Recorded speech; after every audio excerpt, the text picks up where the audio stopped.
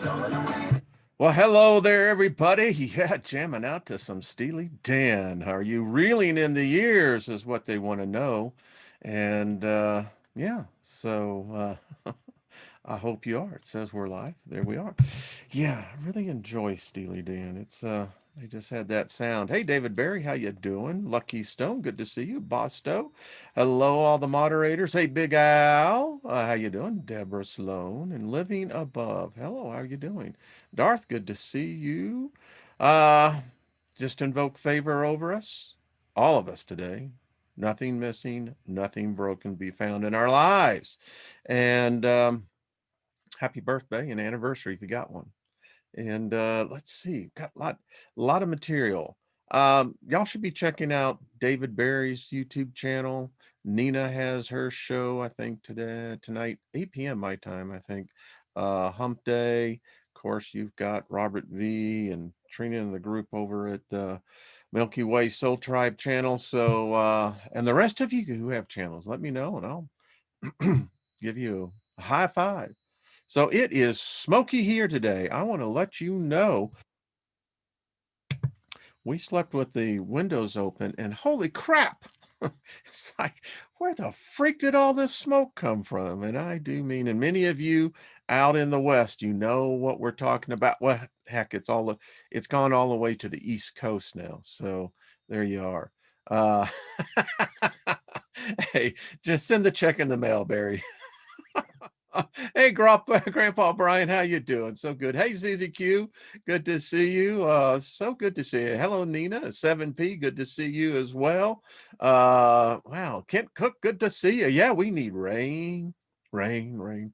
Although this time last week, I was telling you there was snow.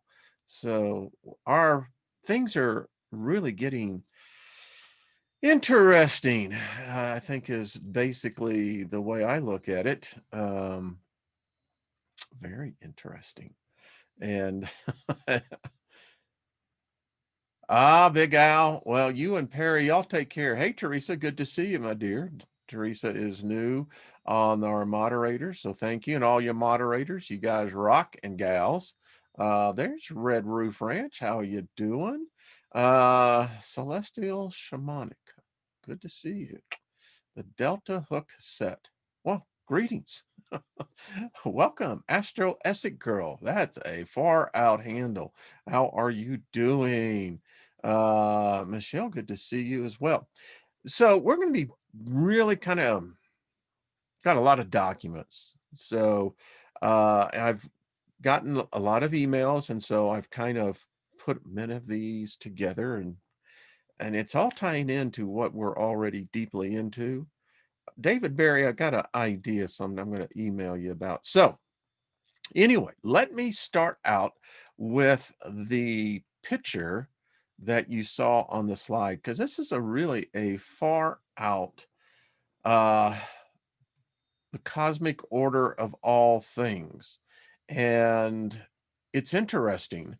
Let me pull this up as he comes here. And do. All right, come on. Sometimes she will, sometimes she won't. So anyway, what we have here, let's start at the bottom. Let's start at the top. So you have the Naru. This is what you would call light. Light, life. Put it to however you want. I mean, I kind of look at this as like, well, maybe this is original thought. Because in my estimation, thought is what defines our universe. So as you see over here, as we begin to descend into order, we have here life. Now, life is a sphere that's within a sphere within a sphere of itself. And within life, you have nature in all its beauty, complexity, and mystery. I like this one. And, I often wonder, maybe that's what we really are here. Maybe this is the Wild West in the spiritual, in the ether realm. But here you have the wild gods. You know, the way I kind of look at it, all the gods that man has created, they're all pretty wild. I mean, even the subdued ones, supposedly. Then you have spirit, which, you know, spirit is intertwined with others of fire, of water. This brings you into the emerald dream. You have air, which has also the shadowlands. And then you have this realm in the ether called reality. And it's a world within itself. As you can see, everything is a sphere. Everything is intertwined with the other. This is really kind of an interesting one if you begin to look at it. Then you have the burning legion. This is where chaos, disorder dwells. You have Fel, and all the mythos, the dogmas that encompass this region. But it's interesting because if you look at this, it's still connected to the Nauru, the original. It often puzzles me is to, and by the way, there are worlds. There is a world of what they call the land dwellers that have different things. But anyway, that this is somehow evil. Evil is only the perception of what you assign to it. We've been taught that evil is the polar opposite of good. But if everything that they have done to us is inverted, figure it out for yourself. But you can see this region is connected. Now, as you continue to go down, you get into the realm of the undead and then the necromantic. This is a region of sorcery. This is where the wizards live. This is where magic has its foundation, its root. But as you see with everything else in the reality of the Shadowlands, you find Earth. Now, Earth is directly bridged to decay. But the interesting thing is the realm of the undead. As you see, it doesn't actually encroach upon decay so much as it overlays it. Then you have the region of the arcane, which is the region of the Titans. Much of our religion. And then as we get down into the order, you have the old gods. The old gods, as you can see, are held up by earth and by decay. They are in decay themselves. You can see how the path works within to each sphere. Then you get the old gods, which I contend much of what we are contending with today as we've moved into a new era, a new age. The old gods cannot come forward. They were the gods of their time. Yahweh, Jesus, Muhammad, all these deities that are worshiped today worldwide are of the old age. And they will fight, but destiny and fate never discriminates. That was pretty cool, wasn't it? So you get the void lords, and then you get what is called the shadow, the void. I call this the nothingness.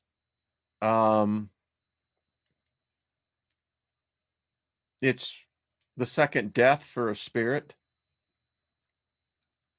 It's a place you don't want to ever go.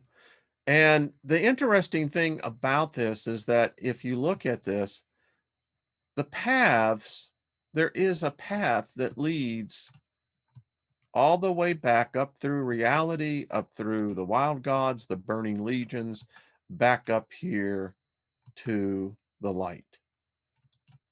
Pretty cool, isn't it? You know, I think it's kind of really like stacks it up in the cosmology order. Um, just trying to check in on the the chat room here. Uh, yeah, Delta, that it is deep. It definitely is.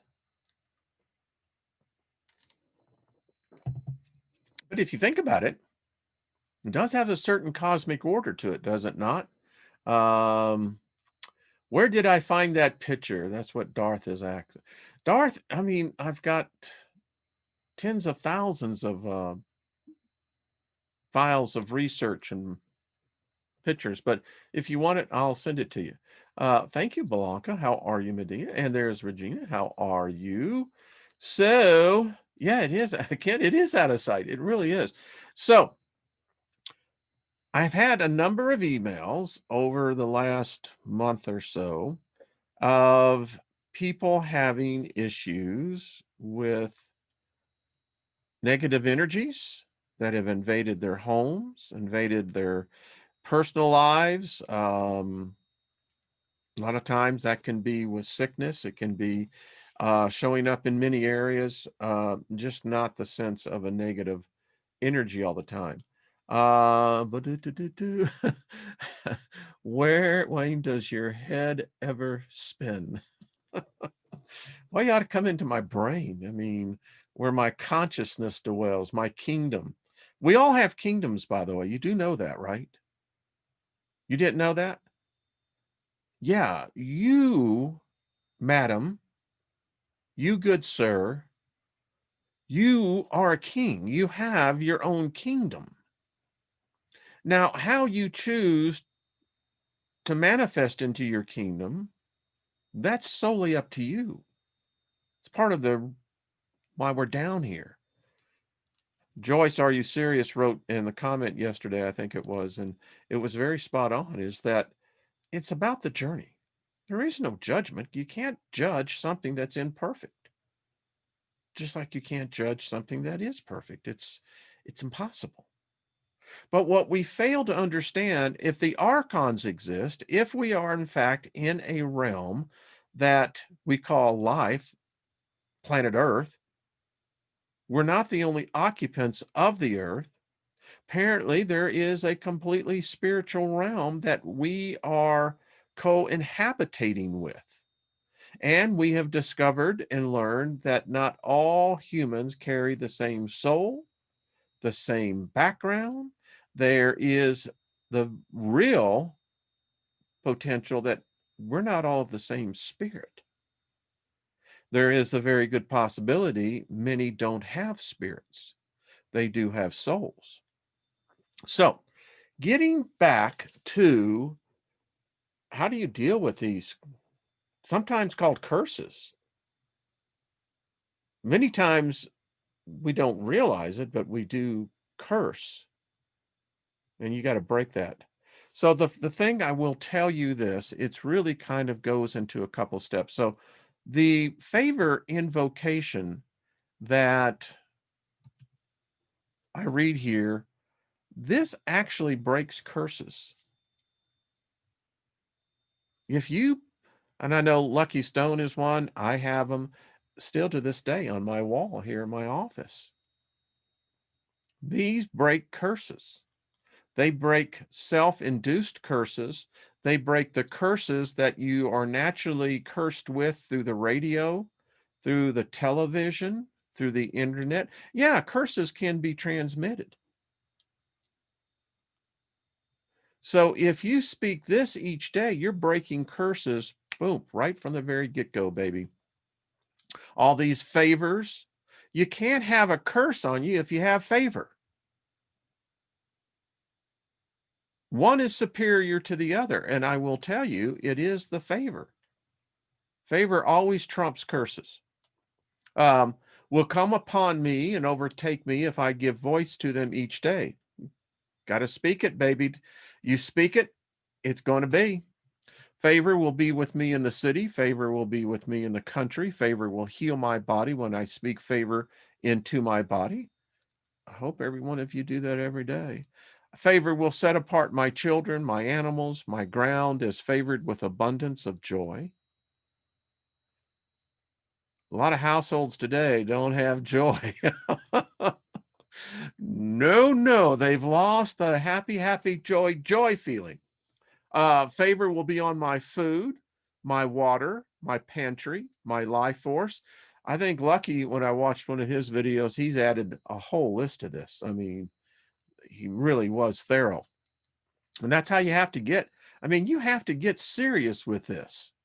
If you just play with it, it's never going to manifest. You get serious about it, you sew it into your essence, it'll work. Favor will walk with me when I come in, and favor will be with me when I go out. Favor will cause my enemies to be at peace with me. Favor will be upon my barns and storehouses where I keep my valuables to prosper and to be in safety. Favor will be upon me in everything I undertake. Everything I set my hand to, favor shall cause it to prosper. Favor shall be upon all my material property and shall cause it to last longer and not break. Do you know how much a new refrigerator costs today? Do you know, I mean, you just look at the cost of simple appliances. Now put this to your car. I hope you lay hands on your car. When we bought ours, we did. We welcomed them into our possessions because our possessions are favored. They're highly favored. And we gave this inanimate object the same energy that we surround ourselves with. So anyway, you do as you want. Favor shall protect me, my offspring, and my possessions from calamity. Favor will lead me to good fortune in all things. Favor will cause me to be the head and not the tail. Favor will cause me to come out on top and not beneath. Favor will cause me to always be above and not below. Favor will cause me to have favor with the elements. Favor will cause me to be favored with the spirit realm. You know, I contend that this is training, folks. We may not remember our past lives, but I can assure you we're going back to where we came from. I think having favor as my cloak, as my color, as my garnet, yeah. Favor will cause me to be favorable to everyone I meet. They will see me with favor, even those who don't like you. Favor will seek me out. It will overtake me and abide with me.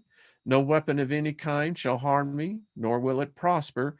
It will be created in my words, and what was said has been done. There you go. Yeah, baby. Because it works. That's all I got to say. It works. And in this day and age where the drive is to be entertained, I mean, if you look at YouTube, for instance, on the platform, the small percentage of where people such as ourselves, where we go to seek knowledge, understanding, and not watch some idiot, listen to a song and go, I mean, yeah, all right, I get it. But, that's where it tells you the mass collectiveness of our society is at. And it maybe gives some credence to why their ascension will not be in this cycle. And it's sad. It just is. So, I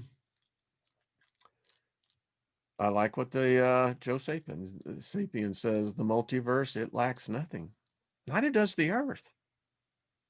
All the gold except for what we've shot up in our, satellites is still here, not gone anywhere. No one never owns land. No one actually ever owns anything.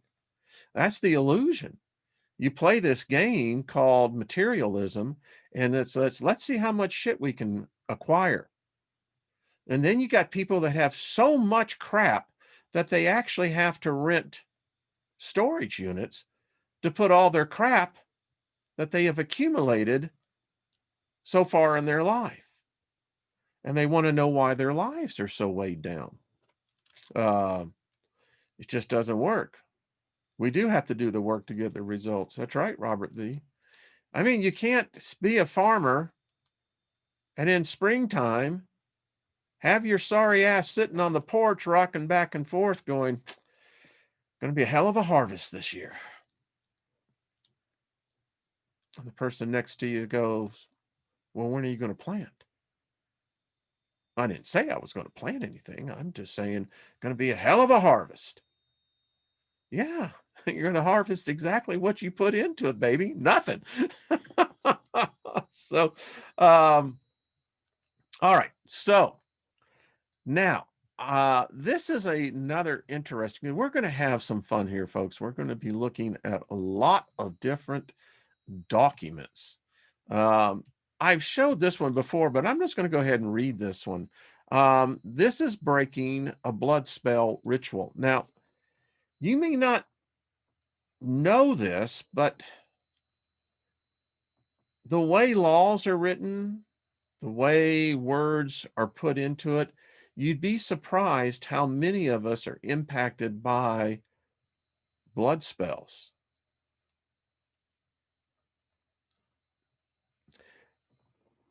The secret societies, the really ultra secret ones that actually control the spiritual portal, particularly over Washington, D.C. These portals are at other places. Wherever you see the obelisk erected, there's a reason why they erect those things. But anyway, a lot of what we have been ignorant of, that's what I love about J. Rawlings, is that she showed in a hypothetical situation a world that coexists with this world. But the world, the magic world, the world of the wizards, the sorceresses, the witches, that is the superior world. The norms, and I think they called us what, Mugbies? Something like that. We're the straights, man. You can't relate to them, man. They're like they're stuck. And I think many people are. I think that what she depicted is exactly what it is. Anyway, kind of interesting in this one. I'll just read this one. So if you feel that you have negative energy in your house, negative spirits, this is a way to get rid of some of that. And if you suspect that you have been the object of a particular spell, regardless of blood or not, this one works. This one will help you. All right. Pins, rusty nails, etc. And I just love how they get this, but you'll see. Rosemary, a bit of red wine, a candle small enough to fit inside the bottle, some nail clippings from yourself or some hair, or better yet, blood from the person for whom you are performing this spell, blood or some personal measure of the person who cast the spell, if nothing else, a photo, as I realize that getting a measure of the caster may be difficult, if not impossible. Yeah, people seem to get a little pissed off about that. It's like, hey, could I get a little sample of your blood, please? Yeah. All right, so then you're going to need to get a thin sheet of copper obtained at any hobby or decorating shop. If you cannot obtain copper, then substitute a sheet of parchment with the glyph, this one here. You see the sigil? Yeah. The alchemical symbol of copper drawn upon it, and or the CU, the periodic designation for copper, written upon it. So did you get that? You get a small sheet of copper, then you put the sigil here, the glyph, and then you draw upon it that, or you can do both. You put capital C, small u. A sheet of parchment or paper, a black candle inscribed with this sigil. Yeah, I can see that one. Interesting. And then a white candle inscribed with this sigil. We're going to revisit sigils again.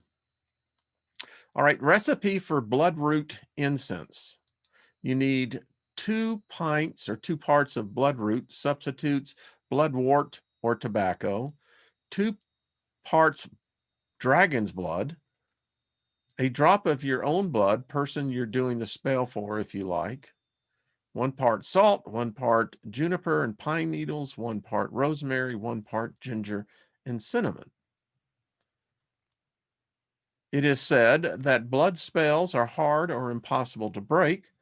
Blood acts as a catalyst in a spell, giving it an entire kick. And because of the life force energy involved, binds the spell to the caster. But like any other spell, you are merely dealing with energy that manifested from the astral. Therefore, like any other spells directed against you, there are the following options.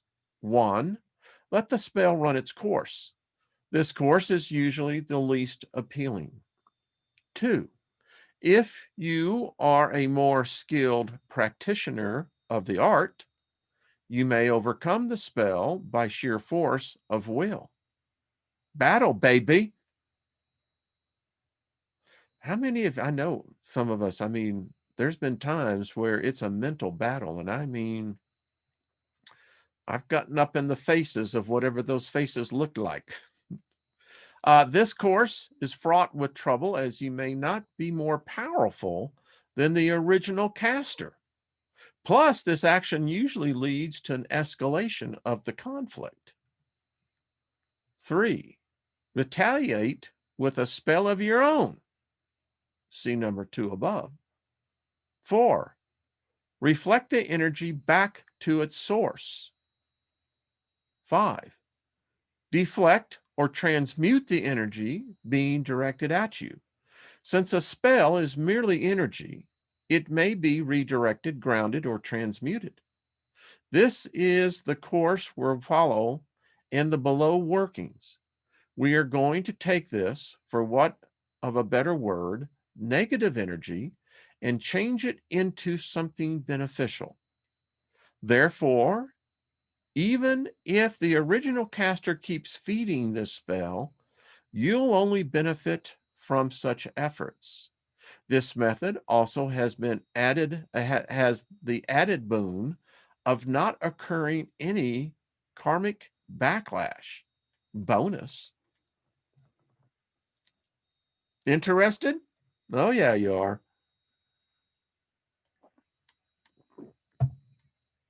Additionally, in the case of blood spells, since blood is used as a feeding agent for the thought form spell, did you get that? It's literally a feeding agent. And it is an entity for the thought form spell. I mean, this takes on a life of itself. We're going to use this fact against the spell itself to lure it away from its victim in much the same manner as a fighter pilot uses a flare to decoy a missile. Performing the ritual, cleanse, sweep, and smudge the ritual area. Light the bloodroot incense and any ritual candles you use, but don't light the special black and white candles yet. Cast the circle. Note, since this ritual could be considered a banishing ritual, cast the circle whitenshins, otherwise cast the circle in your usual manner, or use the included circle casting. I have one out in my garage. It's a permanent one. Anyway, while the casting the circle, visualize the blue flame arching from the circle upward and over you forming the sphere of power. Okay. Then the magus will say, as I cast the circle, I ask that you assist by lending your energy unto my blade. As I walk the circle, visualize the blue flame arching from the circle upward and over us, forming the spear of power. The magus continues to say, I conjure thee, O circle of power, to be a meeting place of love, joy, and truth, a boundary between the worlds of men and the realms of the mighty ones, a rampart and protection against all wickedness that shall both contain and entertain the powers raised within. Wherefore do I consecrate thee in the name of the dark lord of the underworld and the dark lady of the moon. I wonder who the dark lady of the moon is. Who is the dark lord? Yes, of the underworld. There we go. Call the quarters. Note, normally, now the quarters are the 4 cardinal points, right? Normally the circle would be cast discal, but for reasons mentioned above, the quarters, like the circle casting, will be done widenshins. Walk widenshins to each quarter, beginning with east, and recite the appropriate quarter call. East, hail and welcome, ye Siths of the airs and realms of the atmosphere. I do summon, stir, and call you up. Bring with you the host of the watchtowers of the east to guard our circle and to witness our rights. Slifs, thou art the gatekeepers of the eastern portals of knowledge and intellect. Draw the invoking pentagram as such. So it's the pentagram with the top triangle having an arrow through it, pointing to the left. North, you say, hail, welcome ye gnomes, dwarves, and trolls of the earthen realms. I do summon, stir, and call you up. Bring with you the host of the watchtowers of the north to guard our circle and to witness our rights. Gnomes, dwarves, and trolls, thou art the gatekeepers of the northern portal of Boris, drawing the pentagram of the earth. And now you have the circle, the arrow going down. West, hail and welcome, ye undines of the water. I do summon, stir, and call you up. Bring with you the host of watchtowers of the west to guard our circle and to witness our rights. Undines, thou art the gatekeepers of the western portals to death and initiation. Then you draw the pentagram for water. South, hail and welcome, ye salamanders, from your realms of fire. I do summon, stir, and call you up. Bring with you the host of watchtowers of the south to guard our circle and to witness our rights. Salamanders, thou art the gatekeepers of the southern portals. And then you do the invoking pentagram for fire. Evocation of the great gods. Note, use the god names listed below or any others of your choosing. Many gods out there. Now, return to the center of the circle and face east. Extend the arms in the form of a cross and chant, before me, Herni, the huntsman, behind me, Hecate, the queen of sorceries, on my right hand, Cernuus, the horn god, on my left hand, the Morgan, the warrior queen. About me flame the pentagrams, and above me shines the light of the god and the goddess. Performing the rite, transmuting negative energy into positive energy. Light the black candle. Hold the black candle in your hand and envision all the negative effects of the spell that has been laid upon you. Visualize now the spell looks on how it looks on the astral plane, be it a construct like a building or perhaps some sort of fell beast. Meditate deeply about how the spell looks. Make it in your mind, what is its energy? And how is this affecting you? When you are finished, place the candle on the tray covered with brown paper. You can really get into this. Many times I have seen it as simply as a black mass. It's oily in nature. And if you have to deal with it, you have to be prepared that there is an essence that can literally attach itself on you. And this is why you have next cleanse your hands by rubbing them with salt. Yeah. Ectoplasm. You think about that. I mean, it's really rather, it's messy business, these nasty little spirits. Next, light the white candle. Hold the white candle in your hands and concentrate on the vision of how you would like to change the energy of the black candle, representing the spell or curse, into a more positive form of energy. Remember, a curse or spell only has power because you give it power. See the energy of the black candle transmuting into the type of energy you want. See yourself happy, stable, and secure, with all that negative energy transformed into positive. Place this candle on the tray too. Consider what you need to make that happy vision a reality. Write down your requirements or a plan of action on a piece of brown paper. For instance, if the spell is harming you financially, see that financial deficit turn into a bonanza. Then write down what additional steps you plan to take on the mundane plane to accomplish this goal. I'll just put my little note here. There are spells, there are subliminal programs that you can get and do and perform. In fact, we're about to hit the new moon.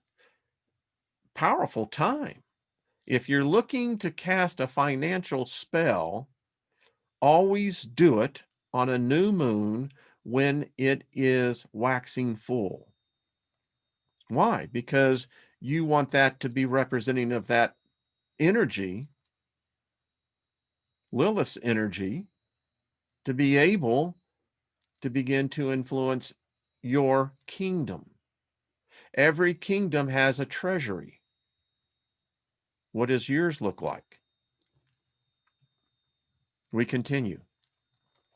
Place a small flat sheet of copper between the two candles so that one is at each end. Copper sheets are available through, we've talked about. If you can't afford one, then you can actually put the parchment here, the paper. Place the paper on top of the copper sheet. Look at the black candle and say aloud something like this: negative energy that is no more, transform into whatever it is that you desire, the thing I want more. Well, let's say it's healing you want. I speak to the negative energy. Listen, people curse you all the time. You know, that's why in many rituals, you either going to do it nude or you're going to have a ritual robe that is not exposed to picking up the hitchhikers, as I call it. Then look at the white candle and say aloud something like, light transmute the dark, my dreams are accomplished, nothing and no one obstructs, for within me lives the secret spark. Empowering a witch bottle. A witch bottle is a magical device which is used to trap and hold negative energies directed at someone. Or, many times, believe it or not, it can be groups of people. This group has been targeted. Yeah. In the previous step, we transmuted the dark energy of the spell into light energy that we could put to use. The charging of a witch bottle takes this idea one step further. The magician, the magus, this is what you're supposed to do. Backs against the circle and concentrates on directing trapped negative energy into the witch bottle, visualizing a swirling vortex of dark energy being sucked into the bottle. Then the magus pours the wine, drops the needles, and inserts the rosemary into the witch bottle, or the bottle may be pre-made. In other words, you can do this prior to the ceremony itself. Now, the magus now takes the blood and drops it into the bottle. With this blood I bleed, give all negative magic and thought forms directed at me something else upon which to feed. The magus then brings the pins, the needles, the nutmeg, the rosemary, the intent, and wine. I put into this witch bottle of mine to trap and guard against harm, bad luck, enmity, and negative spells directed at me. Now take in the bad intentions directed at me, and a swirling vortex suck in the ill magic and negativity, and transmute this energy 3 times, 3 into something useful for me. Transmit this energy 3 times, 3 into something useful for me. Transmit this energy 3 times into something useful to me. Transmit this energy 3 times, 3 unto something useful for me. Then the magus lights the small candle and recites, starry moonlight and dawn sunlight, infuse this lit candle bright, consume the dark, the bad luck, and the ill magic blight, and change what was once darkness, so this witch bottle emits only good luck and light. The magus now says, change darkness to light, change darkness to light, change darkness to light. The magus drops the candle into the bottle, and immediately the stopper, the bottle with the wax plug, may optionally seal the bottle with the wax, as long as the bottle is closed. Sealing it, better, all right. The magus then says, with this stopper, bad luck is at its end. Negativity is trapped within and cleansed. Light shines through, and good luck is all this bottle sends. As long as this bottle remains sealed, all harm, enmity, bad luck, and negativity is healed. This is my spell. This is my will. As it is above, so it is manifested below. By stars, moon, and sun, indeed is done, so mote it be. The stars, moon, and sun, the deed is done, so mote it be. By stars, moon, and sun, the deed is done, so mote it be. By stars, moon, and sun, the deed is done, so mote it be. Now, dissembling the circle, release of the gods. The magus now says, before me, Herni, the huntsman, behind me, Hecate, the queen of sorceries, on my right hand, the Sornos, the horn god, and on my left hand, the Morrigan, the warrior queen. I'd like to thank you, all of you, for aiding me. Stay if you like, leave if you must, but ere you marry, part and leave. Know that all who met here did so in perfect love, in perfect trust. Release the quarters. To the east, hail Siths and atmosphere on this moonlight night. We thank you for witnessing and protecting these sacred magical rites. Let the host of the watchtowers of the east and return to the realms of the air. And then you begin to do the banishing of the pentagram. To the south, You say, hail, salamanders of heat and light, on this moonlit night. We thank you for witnessing and protecting these sacred magical rites. Lead the host of the watchtowers of South and return your realm of lava, heat, and fire. To the west, hail, the undines of the rivers, lakes, and seas of this moonlight night. We thank you for witnessing and protecting these sacred magical rites. Lead the host of the watchtowers of the west and return to your realms of the water. North, hail gnomes, dwarves, and trolls who toil in rock and dirt on this moonlight night. We thank you for witnessing and protecting these sacred magical rites. Lead the host of the watchtowers of the north and return to your realm of earth, Maureen, snow, and ice. Grounding of the circle. The magus now says, O circle of power, as I have conjured thee, I now release your energies into this blade. In your mind's eye, see the circle dissolve into a wispy energy smoke, which the glowing blade readily absorbs. The magus says, where there once existed a rampart between this world and the other world, the rampart is no more. Once again, our realms are separate. However, the love and joy with which we met here tonight remains undiminished. Just as the oak must yield to the holy, this ritual ends, so leave I this circle of magic and mystery intense. The circle is open but remains unbroken. Blessed be. Final actions. If possible, take the ashes from the burnt bloodroot incense and scatter them on the doorstep of an area frequented by the original caster of the spell or curse. Burn the black and white candles with the sigils for 7 days or until gone. It's okay to put the flame out while you're not there and then relight the candle and return. Once the candles are spent, gather remaining wax and either bury it or dispose it in running water. Well, there you go.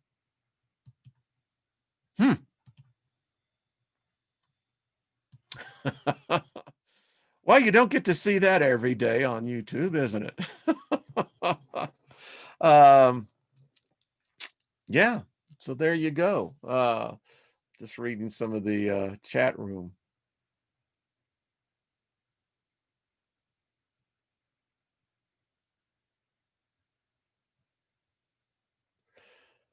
So anyway, now y'all have it. So if you are really a practicing initiate of the arts, add this to your collection. If it works, which I do believe it does, it will work because you worked it. I hope you don't go into these things thinking, well, I'm just going to throw the dice and see what happens. Okay. Well, Joe, if you dropped it on on your old church, you're fighting. Listen, you're as powerful as anything in that church. I'll put it that way. And who knows? Maybe you can actually undo them with some good opportunity. All right, got another one here. This is called The Physics of Magic, a practical guide to becoming an adept. This is pretty interesting. It talks on the theory of magic. Like fundamental to magic is a belief that the phenomenal world of the five senses is incomplete. Magicians believe that we live in a world quite different from the one our five senses shows us. They believe that every living thing possesses, because it is living, certain energies which we as individuals can sense and see if we become receptive to them. This receptiveness is one of the aims of magical or occult initiation, and may be said to involve the individual in becoming aware of the essence of things that is hidden by their outward appearance. And this applies to other individuals as well as things. According to the septarian tradition, these magical energies possessed by things and life derive from what is a convenient to described as a causal. That is, every living entity is a point or region where a causal energies manifest in our causal phenomenal universe, the amount and type of this energy being dependent on the type of entity. These are causal energies, which science, because it's at present deals only with causal entities and energies cannot describe, may be said to derive from a parallel, a causal universe, which intersects our causal universe at certain planes. You know, they have captured enough on these traffic cameras, some very weird stuff of people literally materializing out of nowhere on highways that they should have been hit, because one actually materialized while a truck, over the road 18-wheeler came through, and we see it time and time again. I often wonder, as we're completing the entering of this new age, if we're not at one of those places. We as individuals, because we possess the faculty of consciousness, regates to this a causal universe. We possess the mostly latent ability to open the gate to the acausal which exists within our own psyche, to draw from the acausal certain energies. And these energies can and do alter in some way both our own consciousness or other energies which exist in the causal. This drawing of energies and their use is magic. External magic is the use of such energies directed by individuals' desire to bring about changes in the causal. Internal magic is the use of these energies to bring psychic and internal changes.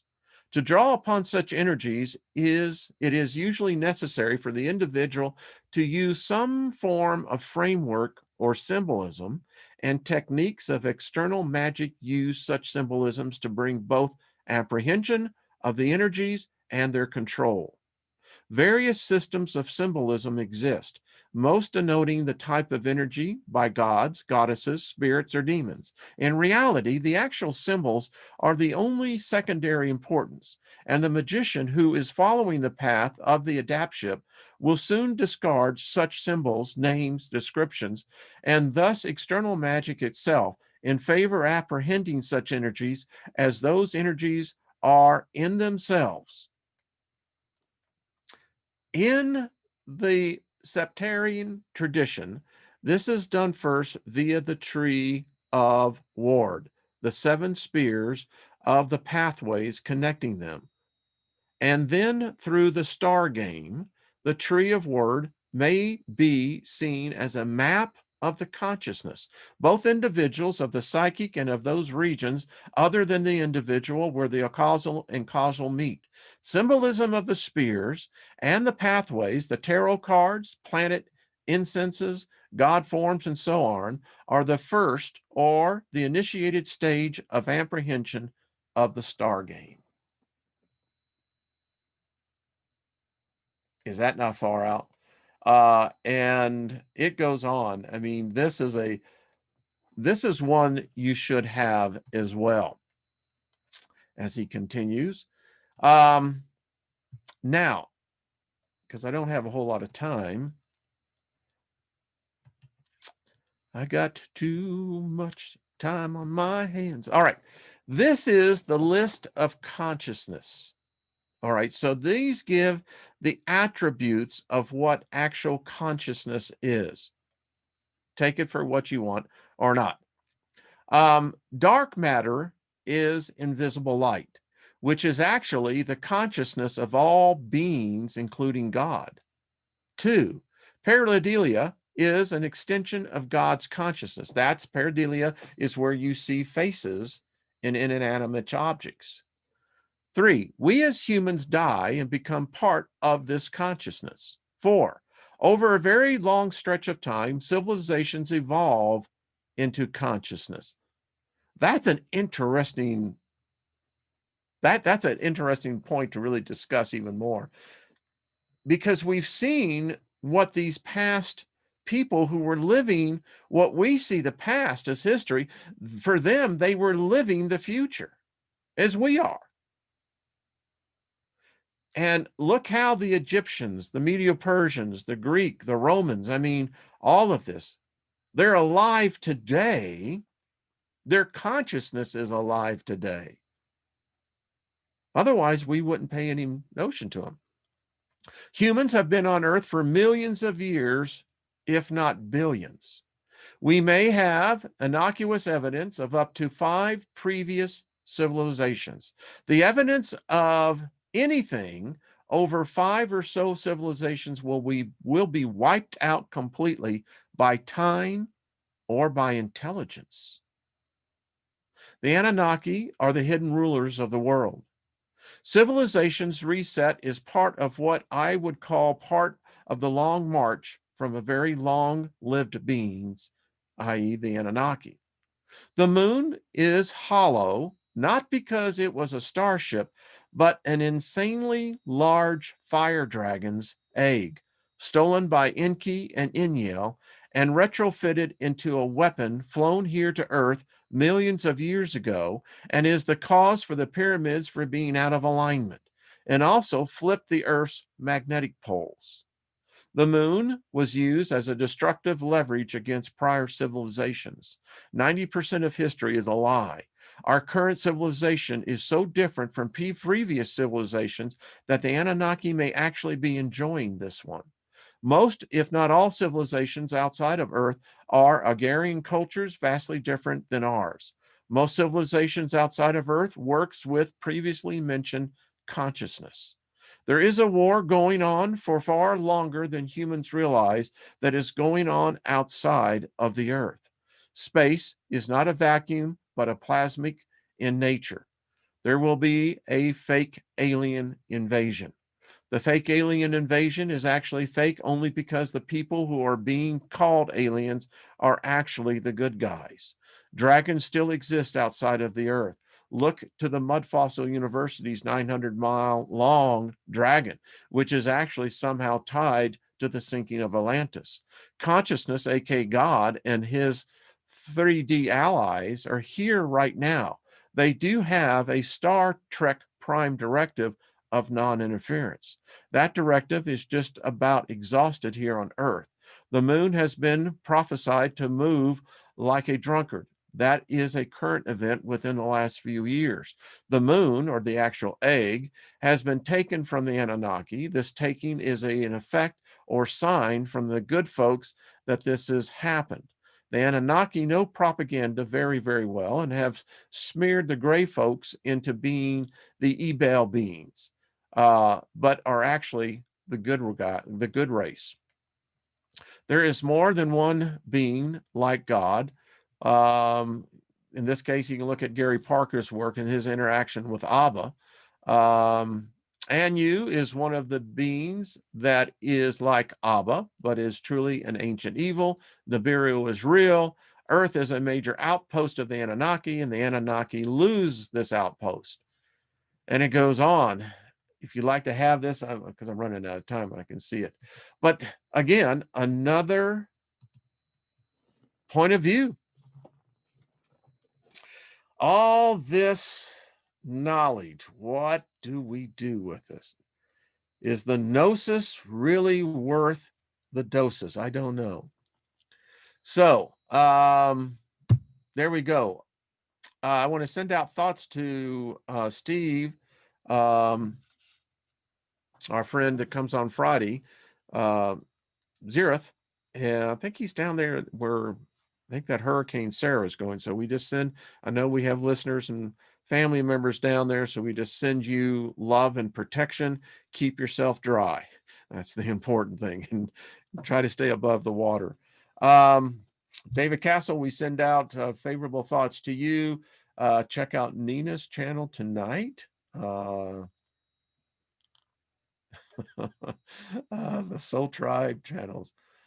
Yeah, the moon, isn't it odd? And it is hollow. It is hollow. That we do know.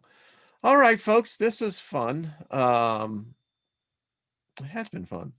I had so much more. I mean, we'll pick this up tomorrow because there's a lot more. I got like 5 other documents I was going to show you. And it all kinds of bleeds into eventuality of coming where we started on this. Anyway, I hope your magic is good magic, and I hope it's working well for you. If it's not, then change it and start making it work for you. Remember, folks, people who have abundance, it's not because, they know something very special. There's a class that do, the ultra uber rich. But for the most part, many people just happen to stumble upon certain things. They learned, like professional athletes, to visualize techniques of manifestation, and they collect energies. An athlete that's a star athlete, like Tiger Woods when he was in his prime, every time he went out into the gladiator arena, in his mind, he had already won. He was just going through what was necessary to get there. What I'm trying to say to all of us is that when we're attacked by negative energies, we've got to learn to take them. We've got to learn to harness them. We've got to learn to begin to transmute them and then put them to work for you. Yeah. We're going to get back and I'm going to recover. I'm going to go real, I'm going to recover. There is a good word. Go over a subject that I did a couple of years ago, how to make a servitor. How many of you, you probably don't realize this, but many of you have created servitors that are out doing exactly what you created them to do. It's time to decommission them and put in some new ones. Okay. Yeah. But if the moon is an egg, how big is that dragon? Well, Peter, get this. Let's stop for a second on the concept of this. So Betelgeuse, the star, is as big as our solar system. They got one of the stars now that is big as our whole quadrant of space. That's big. So I have no doubt that there be dragons out there. They are plasma in nature. They are plasma in their beings. It's plasma is one of the purest forms of energy. Anyway, very big dragon. Loretta, I got your email. I'm answering it, but yeah, very big dragon. I mean, we're talking big one. And go over there and check out Roger's channel over at Mud Fossils Unit. These things are huge, hundreds of miles long. These dragons that once roamed here. Some say that they're still here. They say that there are 2 that are literally asleep in the bottom of the Mediterranean. Yeah. Just something to think about. All right, folks. Thank you. See you tomorrow. Make the rest of your day count for, the best day, and make your magic works. Thank you, Lost in Space. Appreciate it. Thank you, all the moderators. And hey, there's Miss Trina. BOSTO, baby. Exactly. All right, Soul Tribe. Been good. I'll see you tomorrow. Much love to all of you. This is a far out group, no doubt about it. All right. See you later. Bye-bye.